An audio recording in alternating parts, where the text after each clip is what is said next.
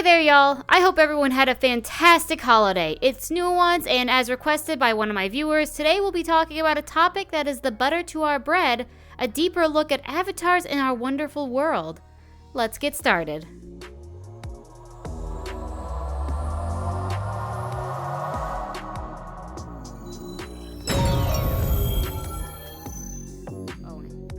I am back from all trips. Holidays are almost finished, and I won't be going away for a hot minute now, thank goodness.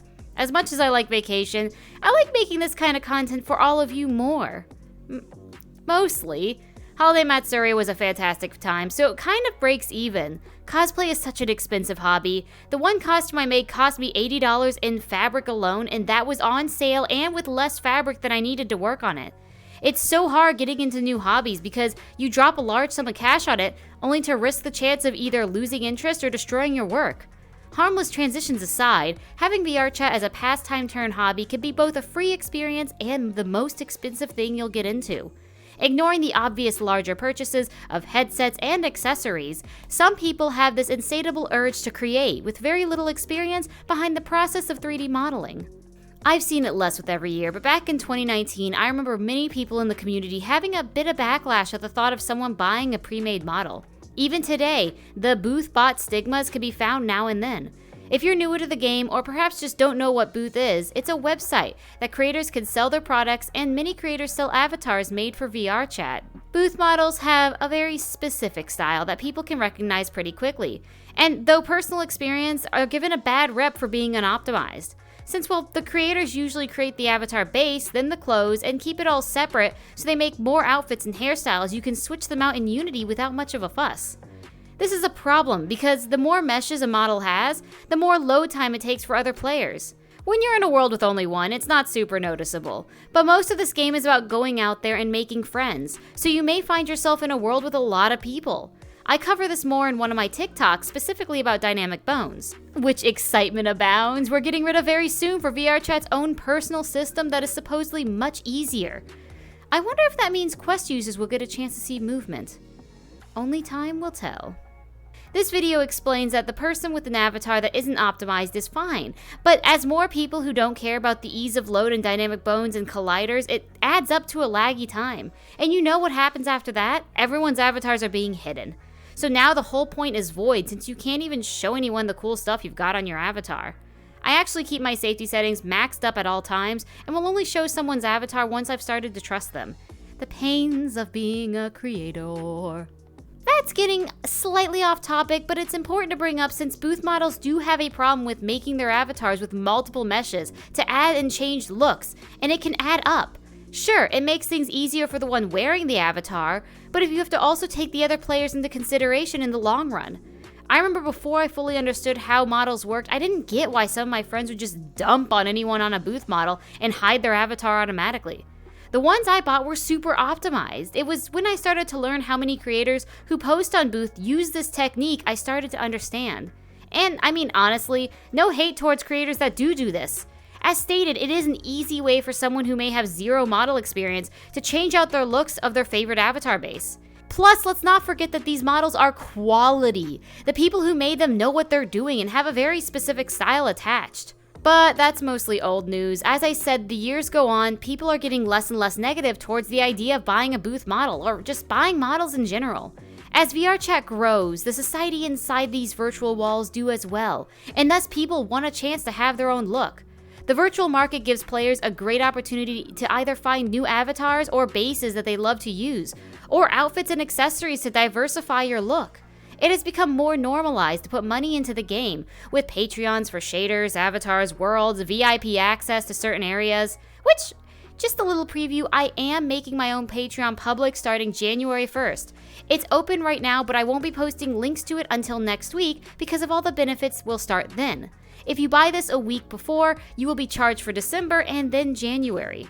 More on that on TikTok, January 1st. The best part about buying assets for VRChat is also the fact that you don't have to buy the whole model. If you're starting to get more custom savvy, you can just take the pieces you want and start putting them together. This model, right here, only took me a little under 2 hours from parts that I found in public discords. Not all clothing assets are charged, and some people make things for free to add to your avatar and with the availability to use it commercially. However, buying certain parts and pieces can really help uniqueify your look, since a lot of people won't be willing to drop the muns for a shirt. Which does bring us to the darker side of avatar creation, the rippers. Originally, I was going to try and interview a few content creators, be they people who build models to sell or streamers who have had their avatars stolen and redistributed.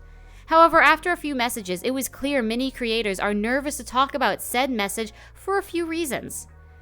Really, there's only one that I'm comfortable enough with putting out there publicly, which is very polarizing in the community because of the bleak outlook.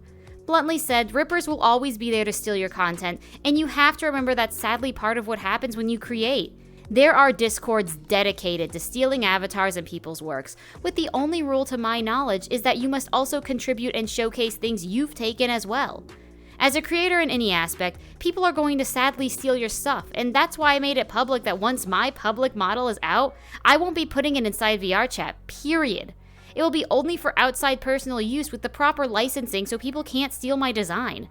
I've gotten a handful of threats from people who don't like my content, or just losers who think that following a YouTube tutorial is the same as hacking, threatening to steal my avatar since I won't freely give it out to anyone who asks for it. I paid real money that I worked for to make my main current look.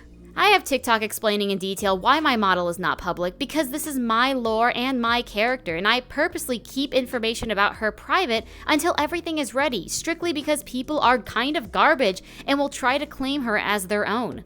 But in terms of the model I use now, I wouldn't be surprised if somebody rips it, because they don't value the work that goes into paying, building, giving life to that model, so to them it's just another thing they stole and will get bored in a few weeks now.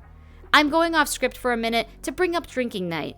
Rakshaw spent countless hours, days, months, years, I've talked about this before, about how much effort and energy she puts into her worlds.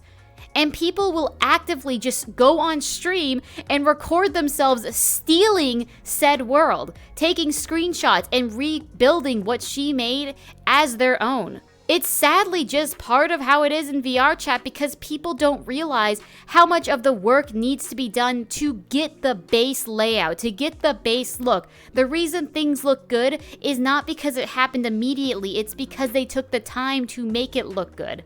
And it's sad that creators have to just expect someone to steal their hard work, but at this current time, it's all we can do to stay sane. If you see your work stolen, all you can really do right now is report the player and move on. And that's why I also push so hard for all of you, my beloved community, to make sure you know where you're getting your parts and avatars from. Because there's a risk you may end up paying the middleman and getting the brunt of the fire if you're wearing something unknowingly stolen. Of course, this is a very small chance, but a chance nonetheless. So what exactly changed that made buying avatars and assets more mainstream? This isn't the hardcore VRChat fan that does this. Casual players are also ending up finding their way paying for something or another and having a more unique experience in VRChat. One thing I really want to bring up but I never experienced and I'm forever upset about it was there was literally a group of people who you paid to do a whole skit as an escape world of some kind, and I don't know much about it, but it looks awesome and I hope if they do it again, I find out about it because I'd love to rent out a space. I previously also mentioned the VRChat market, which is a hotspot for selling creations, but I also believe it's just the natural progression that VRChat is having. Soon we'll be getting the creator economic system, where you can pay and support creators inside VRChat, rather than just through their Patreons or donations. This will bring a large shift in the game, integrating real money inside VRChat versus outside the game that I'm curious to see explored. I will get super off topic if I start that train of thought though, so we are stopping it there before it even begins.